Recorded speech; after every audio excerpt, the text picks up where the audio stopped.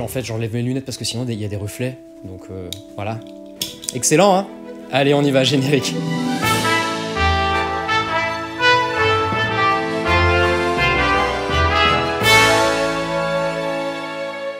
Bonjour et bienvenue dans Partoche. Bah ça y est, hein, je suis lancé, hein. Après Star Wars, c'est parti, on va reparler d'une œuvre de Papy Willy. Hein. Véritable monument de la culture cinématographique de la fin du XXe siècle, Jurassic Park, réalisé par Steven Spielberg, s'impose comme l'un des piliers du genre blockbuster d'action et marque un tournant décisif dans... Ah là là, mais chut! Bon, en même temps, c'est un peu vrai tout ça. Bon, je résume quand même l'histoire, même si je vois pas trop à qui ça peut être destiné. John Hammond est riche, hein, il a un délire de riche, donc il crée un parc zoologique dont les attractions, notez bien les guillemets, sont des espèces disparues appartenant au super-ordre des Dinosauria et recréées par génie génétique en laboratoire. Hammond doit obtenir l'aval d'experts pour l'ouverture de son parc, donc un paléontologue, Alan Grant, une paléobotaniste, Ellie, un mathématicien, Ian Malcolm, un avocat, Donald Gennaro, et les deux petits-enfants de John, Lex et Tim, le public cible. Bien sûr, à cause d'un informaticien cupide qui vole des embryons de dinosaures pour un laboratoire concurrent, le système de sécurité sera désactivé et les animaux en liberté. Sinon, le film sera plus chiant. L'aspect révolutionnaire du film vient en partie de son utilisation des effets visuels inédits pour l'époque en 1993, pour donner vie à l'image à ces créatures. Le fait que l'on mélange animatronique avec images de synthèse est une part intégrante du propos du film, qui met en relation la création de dinosaures dans l'histoire grâce aux avancées de la science, avec leur création en images pour le film par les nouveaux outils numériques pour faire du cinéma. Si j'évoque ce thème-là, c'est parce qu'il y a peut-être un petit lien dans la musique, on y reviendra.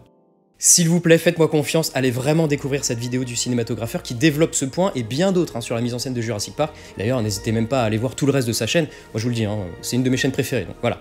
Foncez. Pour le moment, j'aimerais introduire la description de la BO du film en montrant en quoi elle est typique de John Williams. On a premièrement des synchronisations très marquées avec l'image.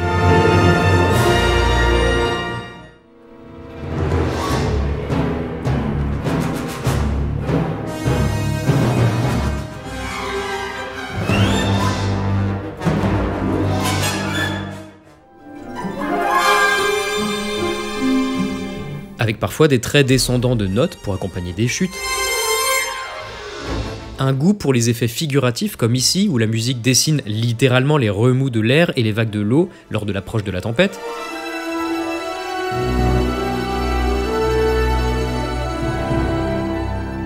D'ailleurs, Willow a dû se faire vraiment plaisir à composer ce morceau dans le pur style des dessins animés Disney ou Looney Tunes qui ont imposé ce style de la synchro à l'extrême, le Mickey Mousing.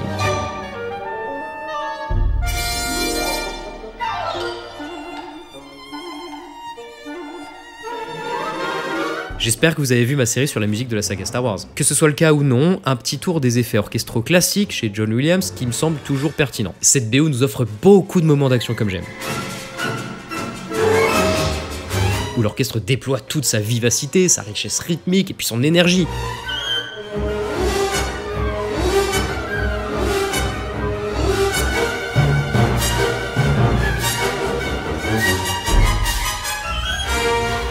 Il faut bien ça pour représenter un tel danger.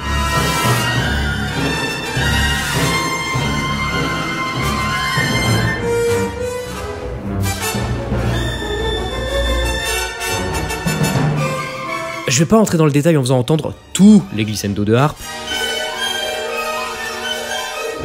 les fusées de bois,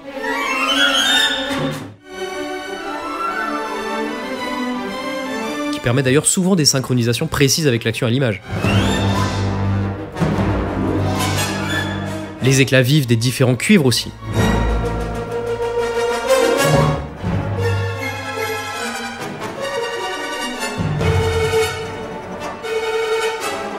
Ou encore les traits de cordes effrénés.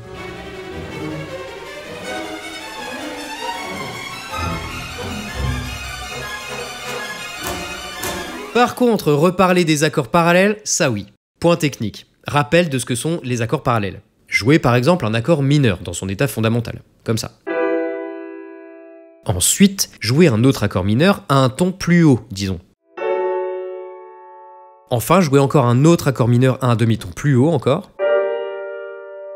Eh bien, ils sont parallèles parce que chacune des trois notes de l'accord monte ou descend du même intervalle pour former l'accord suivant, quitte à jouer des accords dont les notes n'appartiennent pas à la gamme de départ. Les voix sont strictement parallèles.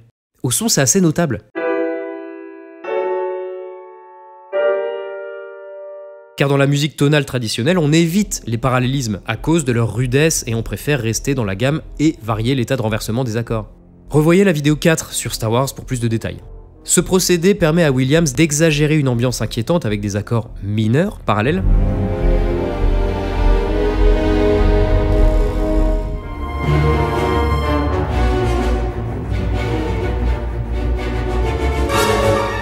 ou au contraire d'accentuer l'idée de réussite, de bonheur ou autre, avec des accords majeurs parallèles. Et il adore ça. Et moi aussi. Dans le même genre, l'utilisation de la gamme diminuée revient évidemment dans Jurassic Park. Ça, c'est une gamme de 8 notes différentes qui alternent ton, demi-ton, ton, demi-ton, ton, demi-ton à l'infini. Cette échelle sans repère tonal est choisie pour véhiculer la tension et le danger.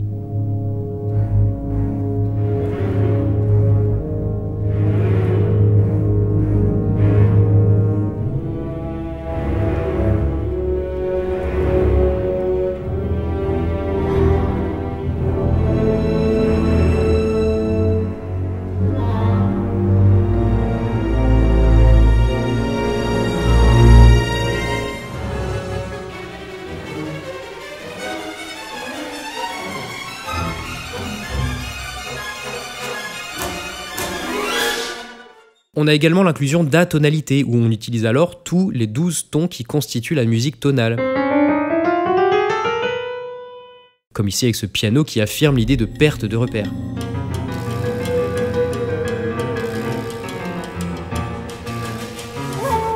Oula.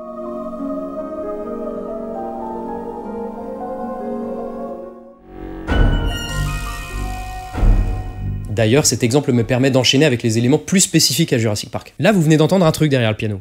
Mais si, un truc qui fait un bruit insupportable. Non, c'est pas un kazoo. Une crécelle. On en entend régulièrement dans cette BO et me demandez pas pourquoi particulièrement dans Jurassic Park, sûrement parce que le son peut évoquer des bruits de jungle un peu, je sais pas.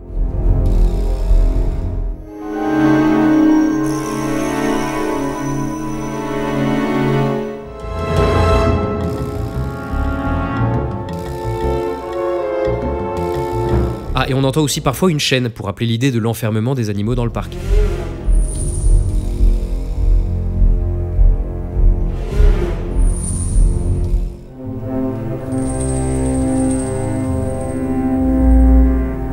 C'est pas révolutionnaire, hein, mais ça reste un ajout sympathique, quoi. Autre instrument très détonnant dans un orchestre symphonique occidental, le shakuhachi japonais. Cette flûte traditionnelle se fait entendre à 2 moments du film. Le son caractéristique de cet instrument doit rappeler les premiers instruments de musique dans l'inconscient collectif. Donc l'idée de primitivité pour illustrer cet environnement préhistorique.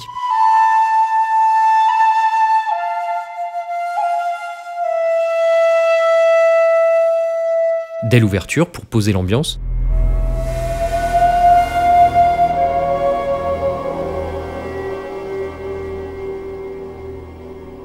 Puis lorsque Dennis vole les embryons et fuit, comme pour signaler que la nature s'apprête à se venger.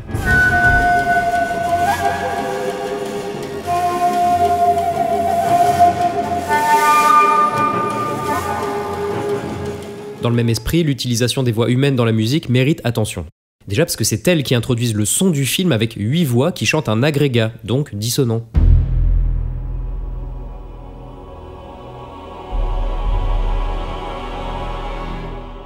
Ici, elle représente plus que probablement cette idée de primitivité, renforcée par les effets sonores de jungle.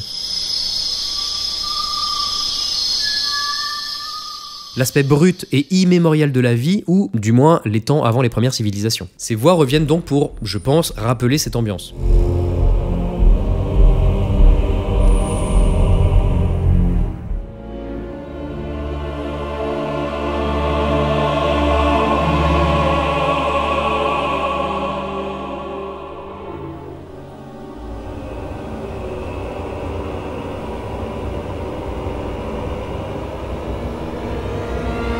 Mais aussi ici pour imposer la grandeur nécessaire à la réalisation de ce que représentent ces créatures, et le fait que l'on peut les observer de nos yeux.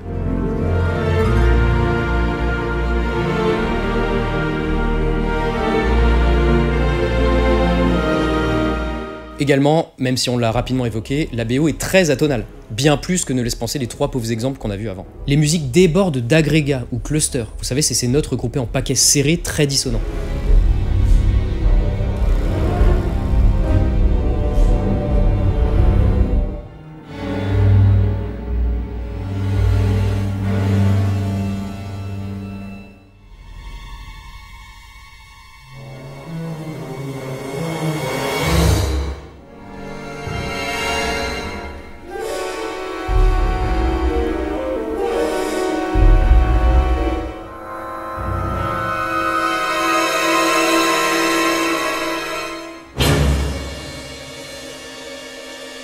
Très souvent, les cordes vont même faire glisser leurs notes sur cet effet, et on aura alors un cluster en glissando.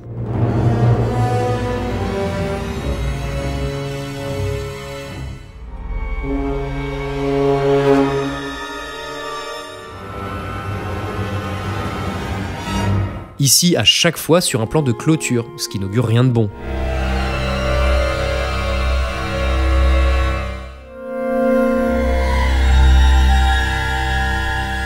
Ces clusters sont très présents, mais prennent aussi parfois la forme de pyramides, ce qu'on entend plus rarement dans les BO de Williams. Il s'agit d'un effet de superposition des notes tenues, jouées les unes après les autres, ce qui aboutit à un cluster en finale.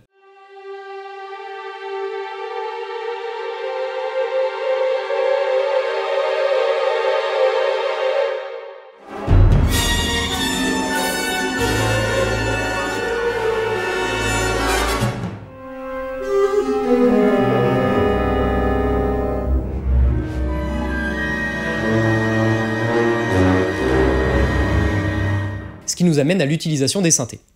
Non, ok, pas du tout, ça n'a aucun rapport. Mais bref, parlons des synthés. L'erreur à pas commettre serait de penser qu'il s'agit d'une grande nouveauté pour Williams d'intégrer ces sonorités modernes et électroniques à ces musiques très ancrées dans la musique traditionnelle classique, avec des instruments acoustiques. En réalité, il en intègre depuis bien longtemps, on l'avait même évoqué dans Star Wars.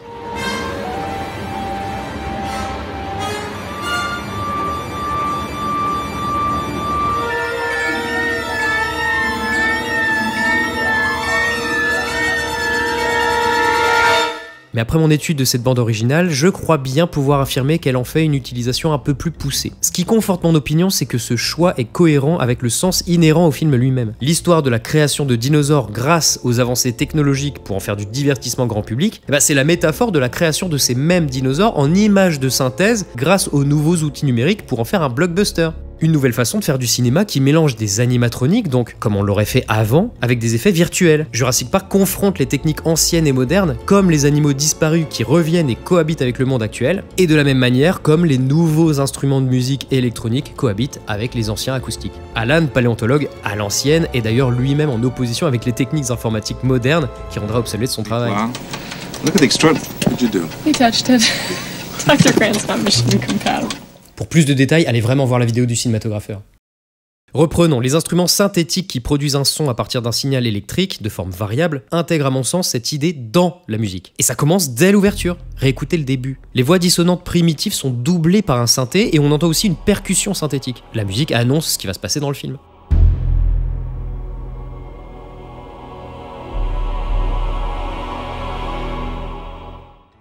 Ces sons sont particulièrement présents dans le morceau Dennis Steals the Embryos. Seuls des synthés débutent la piste. On aurait pu mettre un vrai tuba, mais non, on fait jouer un faux son de cuivre ici.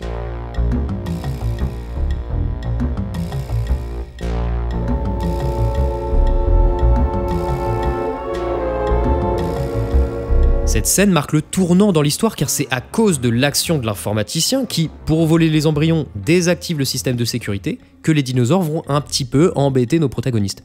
Et donc vous dites, c'est à partir de ce point qu'on confronte le monde technologique des humains aux monstres des anciens temps. Et même sans aller jusque-là, les synthés très en avant dans ce morceau rappellent que le parc dépend de la technologie et que l'illusion de contrôle va être ici brisée. Dans cette scène, on assiste à la naissance toute choupie d'un bébé Vélociraptor accompagné d'un vrai Célestat scintillant, mais aussi de son équivalent synthétique. Là, le synthé Célestat a beau montrer la merveille que représentent ces animaux, ils n'en sont pas moins le fruit de la technologie.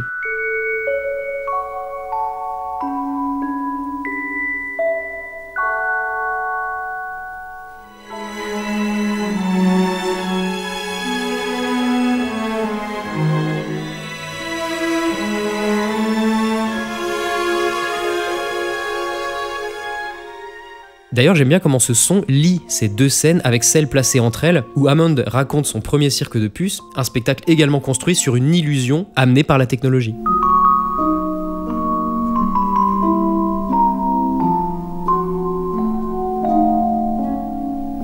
Voilà d'autres exemples de sons électroniques bien audibles.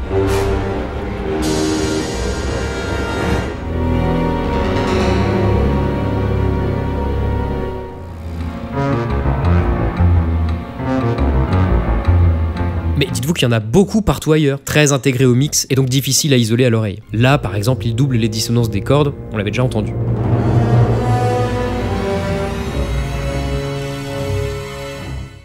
Bref, beau tour d'horizon, mais on est loin d'avoir fini. Évidemment qu'on va parler des leitmotivs, même s'ils sont pas très nombreux dans Jurassic Park, ils n'en sont pas moins cultissimo.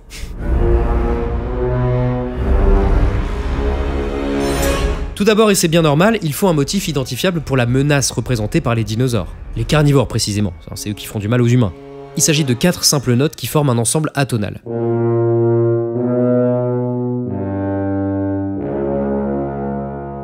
Qui commence sur une montée d'un demi-ton et termine sur un intervalle de triton. Un concentré d'angoisse. De plus, les 3 dernières notes descendantes illustrent littéralement la menace qui va s'écraser sur les personnages.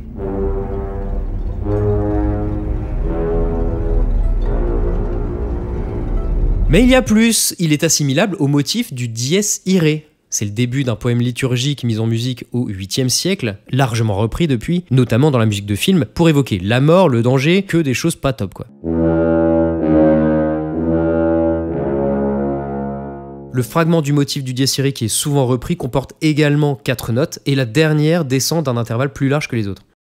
Alors aux premiers abords, ils n'ont pas grand chose à voir, c'est vrai.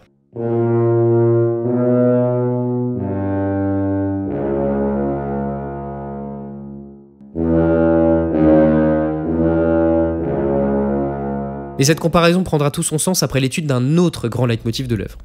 Sa petite taille le rend modelable à souhait. On peut donc l'entendre lentement, joué par des cuivres graves pour annoncer le danger.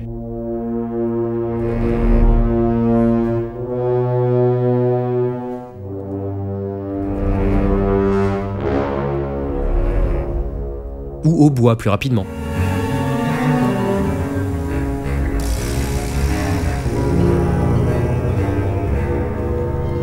Ou alors lorsque la menace est présente.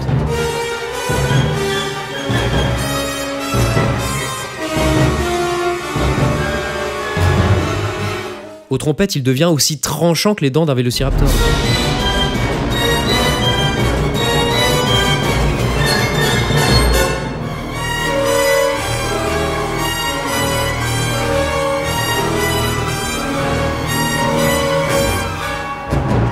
Il peut ainsi passer d'un simple motif unique à un ostinato, joué de manière répétée. Ici, il est joué en glissando des cordes. On a parlé de cet effet dans la première partie. Sa présence ici souligne l'erreur que fait Hammond de vouloir à tout prix sauver le concept de son parc, alors que celui-ci vient de démontrer qu'un tel pouvoir ne peut pas être contrôlé et ne mènera qu'à du malheur.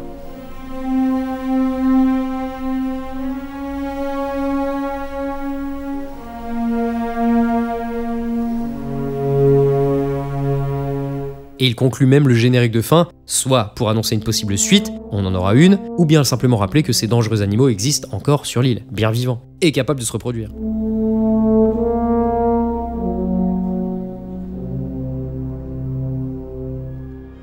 Et qui dit carnivore, dit herbivore. Et oui, le parc n'a pas que du danger à offrir, mais aussi de l'émerveillement et de la paix.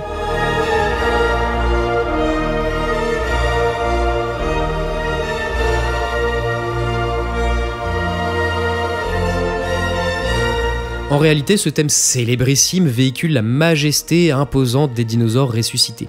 L'exploit fantastique de pouvoir les observer grâce aux accomplissements scientifiques. Au passage, dans Godzilla de 1998, oui je sais vous n'aimez pas ce film, David Arnold a composé aussi 2 thèmes pour le monstre. L'un menaçant,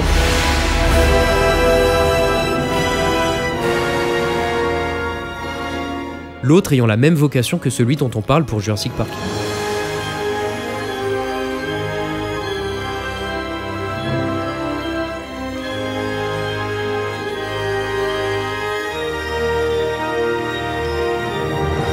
On sent l'influence. Moi je la sens. On l'a ici sur ce plan de la canne de John Hammond, contenant un moustique piégé dans l'ambre. Rappelle que c'est ce qui a permis cette prouesse.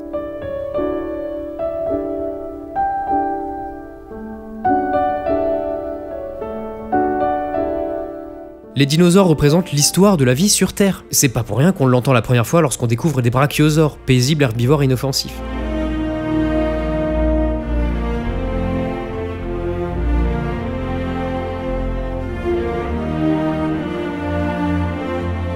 Les chœurs rarement entendus dans la BO entrent pourtant ici pour le sublimer.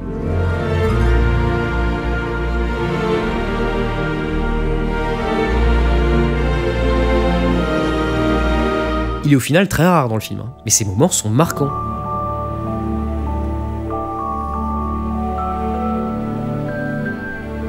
La dernière fois, c'est ici, sur l'image des oiseaux, des dinosaures bien actuels, signifiant que la vie d'aujourd'hui est aussi digne d'émerveillement que celle d'antan.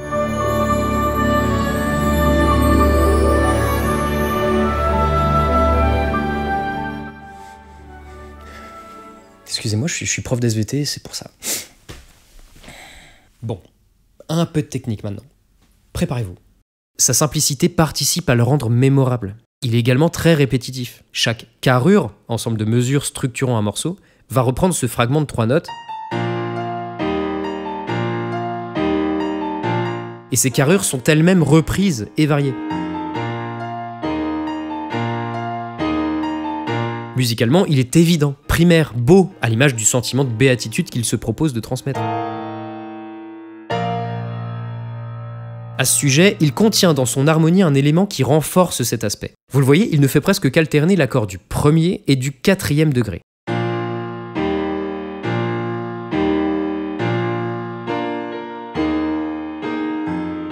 Deux accords naturellement majeurs dans la gamme, déjà.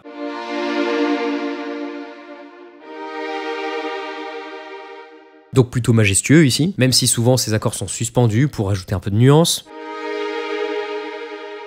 Mais surtout, il constitue ce qu'on appelle la cadence plagale. C'est un procédé servant à ponctuer le discours musical, comme le fait la cadence parfaite, qui est très conclusive à la fin d'une phrase mélodique. Ce type de cadence-là, la cadence plagale, donne une conclusion un peu plus faible et se rencontre souvent dans les musiques religieuses catholiques.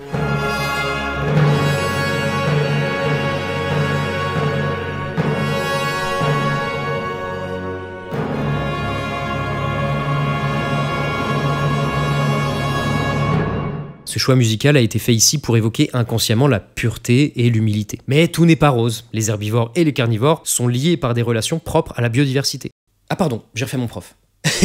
Au final, ce sont tous des dinosaures recréés dans notre monde actuel. Un élément relie leurs thèmes respectifs. Cet élément, c'est le diaciré. Examinons de nouveau la mélodie du thème des herbivores. Cet élément répété plusieurs fois est quasiment identique au diaciré. Il suffit de replacer cette note un ton plus haut. Alors est-ce que le fait de baser son leitmotiv sur le thème de la mort a une signification propre liée aux herbivores, comme le fait que ça soit des créatures éteintes ramenées à la vie, ou alors il permet uniquement de lier les dinosaures inoffensifs et les dinosaures dangereux? Oui, parce que maintenant on peut revenir sur les 4 notes des carnivores et le motif des herbivores. On va gommer le rythme du motif des herbivores et se concentrer sur la hauteur des notes.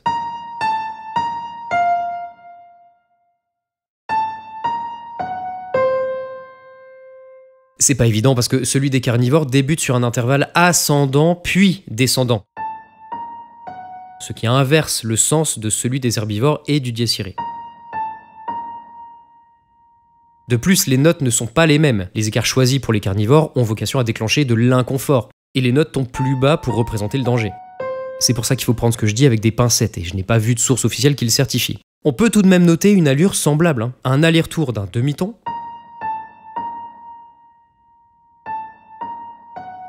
puis la dernière note descend plus bas. Connaissant l'approche de John Williams en général, un lien conscient est plus que probable.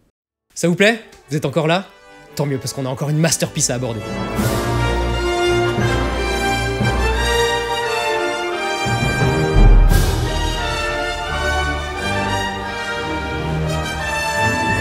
Pour moi, le meilleur thème du film, c'est celui-là. En anglais, il l'appelle le Island Adventure Theme, le thème d'aventure de l'île. Son rôle n'est pas d'identifier un élément précis, mais plutôt d'évoquer un même sentiment lors de son intervention, celui de la découverte, de l'excitation. Ça, c'est le morceau qui l'introduit et qui constitue presque sa seule exposition. On y prend plein de fusées de bois dans la figure, ce qui accentue le caractère aventureux de l'exploration et des merveilles que représentent les promesses de l'île.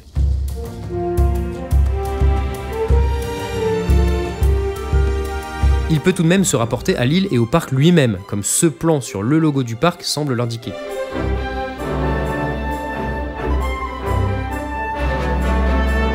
En quoi sa composition même lui donne ce caractère? D'abord, dans sa forme la plus démonstrative, la mélodie est jouée par les cuivres très éclatants.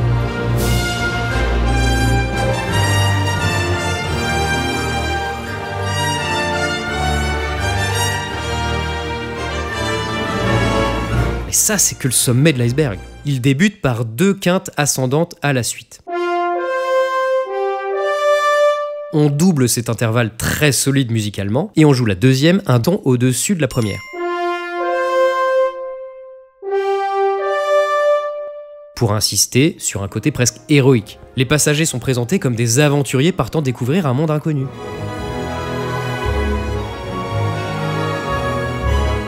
C'est d'ailleurs pour ça qu'on l'a préféré au morceau initialement composé pour la scène finale, lors de l'arrivée salutaire du T-Rex, alors présenté comme le héros, le Deus T-Rex Machina.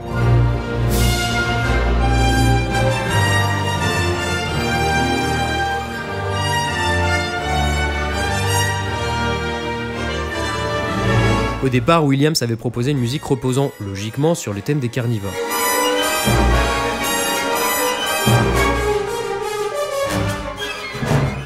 L'harmonie des 2 premiers accords, premier degré majeur,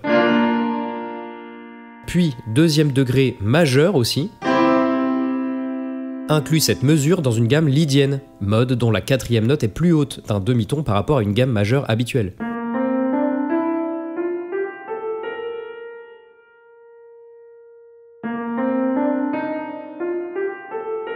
J'en ai déjà très souvent parlé sur la chaîne, notamment pour Star Wars, ce mode est privilégié pour annoncer un élan d'optimisme encore plus fort que ne le ferait une banale gamme majeure.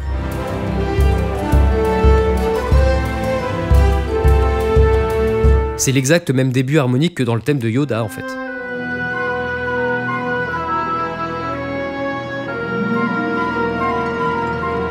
La tonalité du morceau est essentiellement majeure, mais on l'a vu, on peut s'en écarter.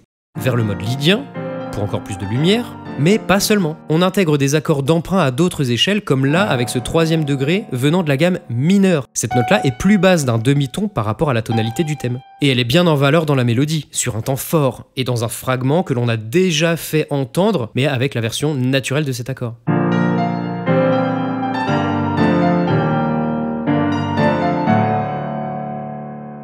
Le message est donc clair, on place presque littéralement un bémol sur la mélodie pour annoncer un horizon un peu plus sombre dans cette aventure.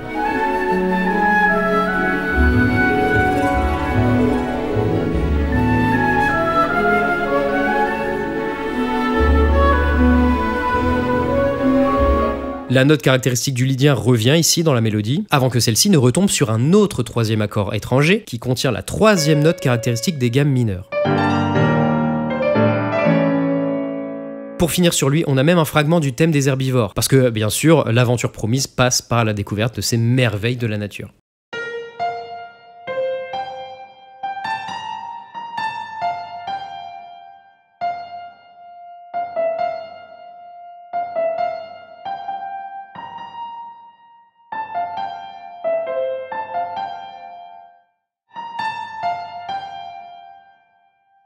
On pourrait croire que le catalogue thématique s'arrête là, mais non, je peux encore présenter 3 motifs récurrents rattachés à un élément plus ou moins bien défini.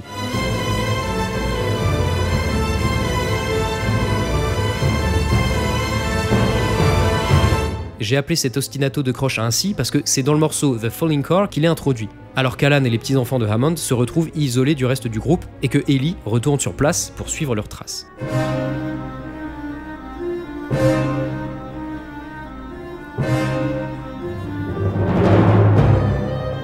Il revient plusieurs fois encore dans une autre scène culte, quand le trio doit franchir une clôture électrifiée bientôt réactivée.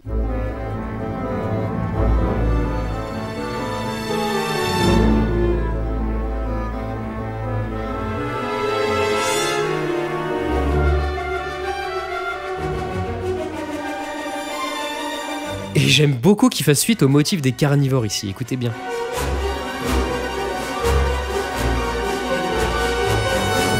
Il est introduit la toute première fois par 2 voix qui vont développer le motif d'abord simple, en introduisant des chromatismes, donc en utilisant les notes de toutes gammes confondues.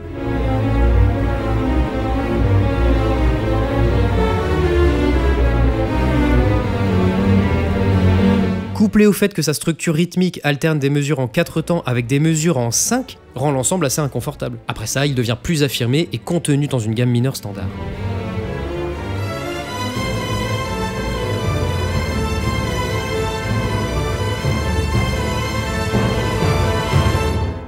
Mais surtout, vous avez reconnu ce motif? Alors là, pour le coup, il est quasiment identique à celui du Dies Irae.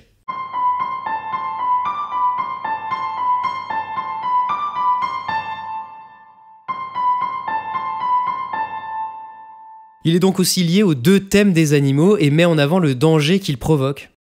Après ça, j'ai noté un petit motif très vif, qui monte et descend simplement une gamme diminuée, donc assez sombre, qui semble annoncer l'arrivée de dinosaures.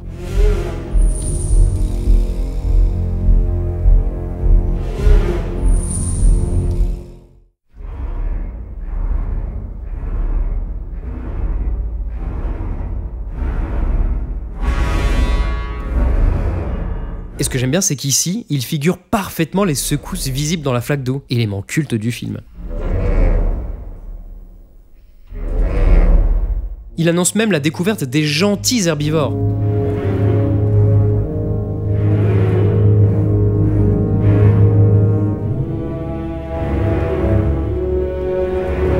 Il reste inquiétant parce qu'à ce moment-là, on sait pas encore à quoi s'attendre. Enfin, voici un genre d'idée musicale qui relie deux scènes, pas sur une mélodie, mais sur une orchestration commune à base de voix féminines, de harpe douce et de piano. Il résonne lorsque l'idée que la vie trouve toujours un chemin est amenée.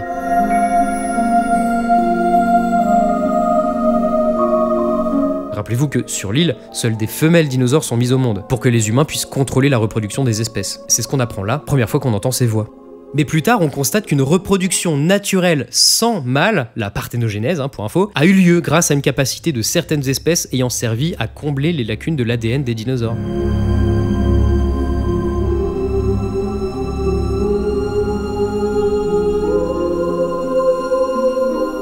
C'est un fusil de Tchekhov musical, setup payoff, foreshadowing, ou la préparation d'un rebondissement dans l'histoire qui est servi également par la musique.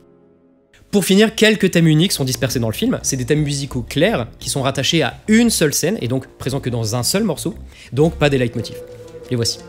J'ai déjà introduit Dennis Steele's The Embryo avec ses synthés, mais il propose surtout deux motifs distincts. L'ostinato qui suit,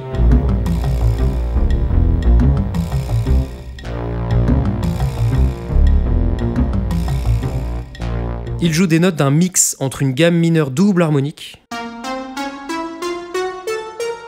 et une gamme mineure mélodique ascendante.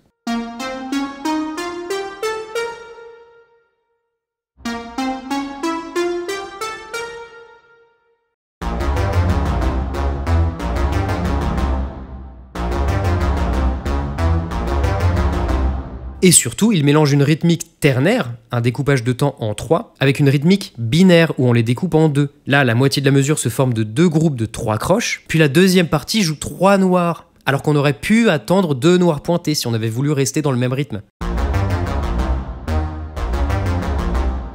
Ça déstabilise un peu le motif. Mais dans ce morceau, on a également le motif parallèle qui s'y ajoute parfois.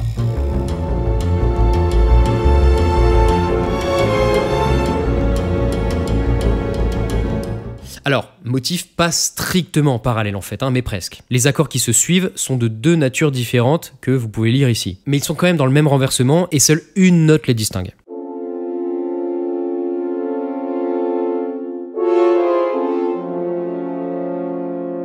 Dans un enchaînement d'accords parallèles, comme je l'ai expliqué au début de la vidéo, on fait suivre des accords identiques en respectant un parallélisme strict des voix.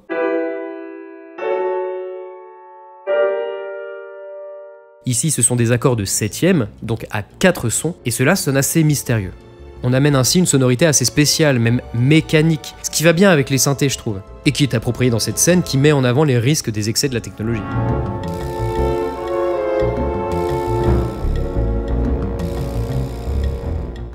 Après ça, on a un thème pour la Triceratops malade, une très belle mélodie, avec une harmonie mouvante, typique de Williams.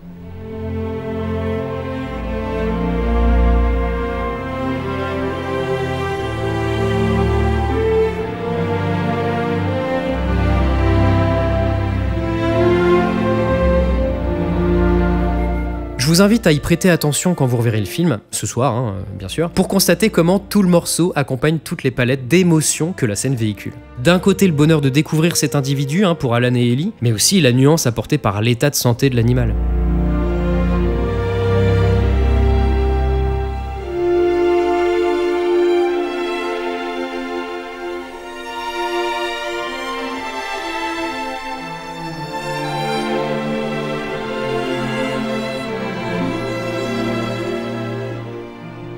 La visite du parc se fait également sur un thème qui revient 5 fois dans ce morceau.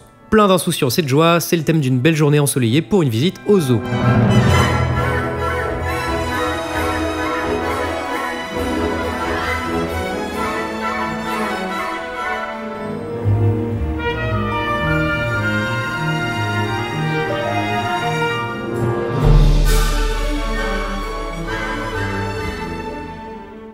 Et vous croyez que c'était fini? Presque. Un élément est rarement évoqué sur ma chaîne et pourtant il a carrément sa place. Et je trouve que ce film est un bon moyen d'en parler. C'est le silence. Réaliser un film, c'est décider quel style de musique lui vouloir, mais aussi choisir de laisser parler l'absence de musique. Il est courant de commander des morceaux pour des scènes avant de réaliser finalement lors du montage que soit la musique ne colle pas aussi bien qu'on voudrait, c'est le cas de ce plan déjà traité,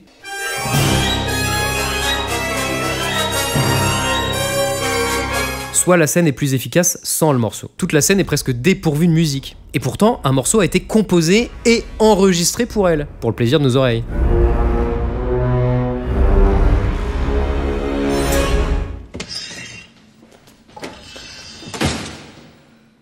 Dans la version finale du film,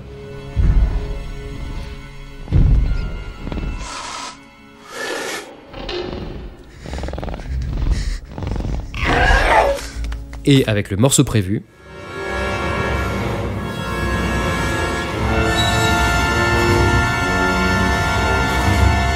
alors on comprend clairement ce choix, hein. Dans cette cuisine, la survie des enfants dépend de leur capacité à ne pas faire de bruit. Cette musique tonitruante gâche complètement l'attention. Là aussi, on avait une musique prévue qui a été enlevée.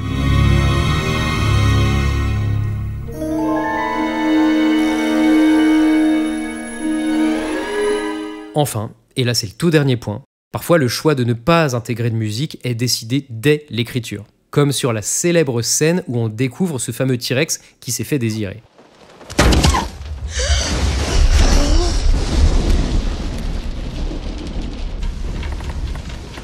Cette absence de musique rend l'action plus réaliste, viscérale. On renforce l'empathie des spectateurs pour le personnage, on vit l'histoire plutôt qu'observer un film à travers un écran. Voilà, c'est bon, je vous laisse tranquille, j'espère que ça vous a intéressé. Merci en tout cas d'avoir regardé cette vidéo. Je vous encourage également à voir celle sur Star Wars qui complète beaucoup le propos de celle-ci. Plus de John Williams, donc plus de plaisir. Et puis pourquoi pas aller checker mes dernières compositions que j'ai sorties dernièrement. Ça me ferait plaisir. Et après vous me faites vos retours en commentaire. Voilà, allez, je vous dis à la prochaine.